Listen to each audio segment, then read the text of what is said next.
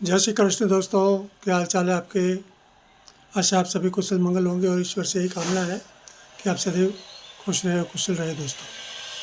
दोस्तों आगामी 29 मार्च 2025 को, जो कि करीब 5-7 दिन बाद की बात है, उस दिन एक सूर्य ग्रहण होने वाला है।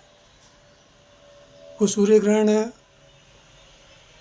जो होने वाला है उसके बारे में टीवी डिबेट में है और भी कई सोशल मीडिया में वगैरह उसकी चर्चाएं चल रही है कि उसका क्या प्रभाव होगा, कि कौन सी राशियों पर प्रभाव होगा, क्या नुकसान होगा, क्या फ़ायदा होगा, वो सारी बातें बताई जा रही है।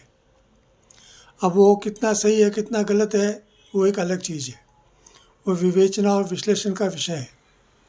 लेकिन जहाँ तक मैं पिछले 40 साल से ज्योतिष का विद्यार्थी रहा हूँ और जो पंचांग बनाने वाले जो लोग होते हैं, जो पंचांग निर्माता, सबसे विद्वान तो वही लोग होते हैं और भारतीय पंचांगों के अनुसार जो भी कहा जाता है वही अंतिम सत्य होता है और उसको नासा के, इसरो के या कोई भी जो अंतरिक्ष विज्ञान की जो संस्थाएं होती है वो भी उसको नकार नहीं सकती है।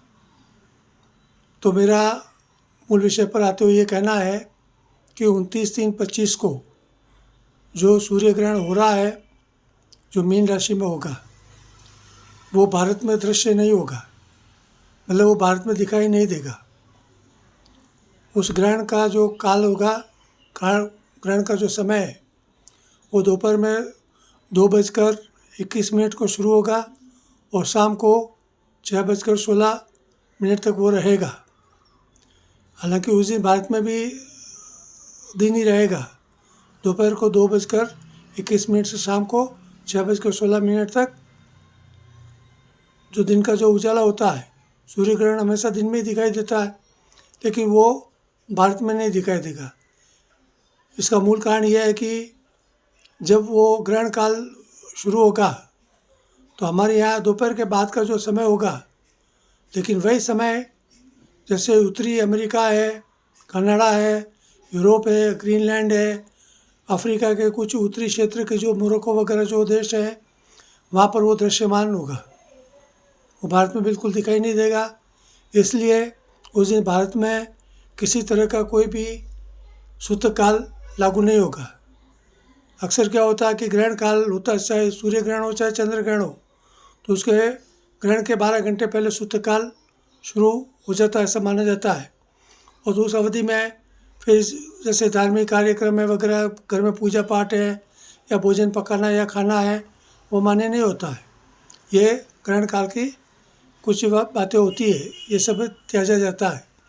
लेकिन चूँकि भारत में वो ग्रहण अभी जो 29 तारीख को होने वाला वो दिखाई नहीं दे रहा है, इसलिए उसका प्रभाव भारत में, उसका प्रभाव कुछ भी होने वाला नहीं है।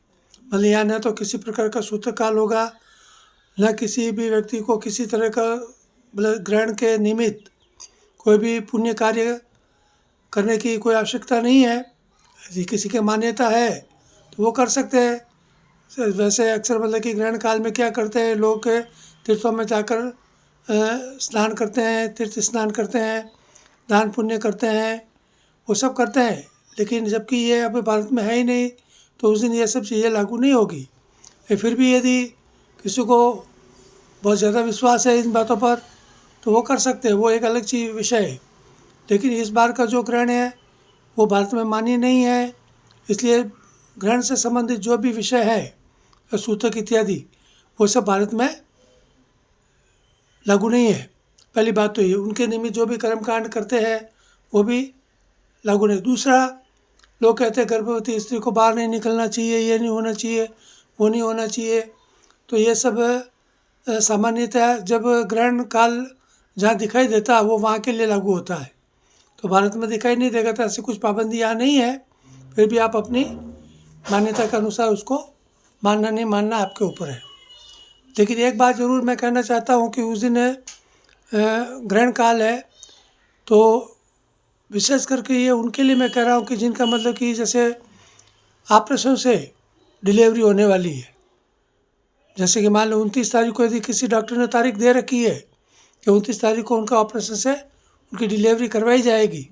तो मेरा उन लोगों से एक निवेदन है कि कृपया या तो वो डिलीवरी एक दिन पहले करवा ले या एक दिन बाद में करवा ले, क्योंकि उस दिन क्या होगा कि सूर्य ग्रहण के दिन कुंडली में सूर्य, राहु, चंद्र, शुक्र ऐसे जो ग्रह है वो एक साथ में होंगे।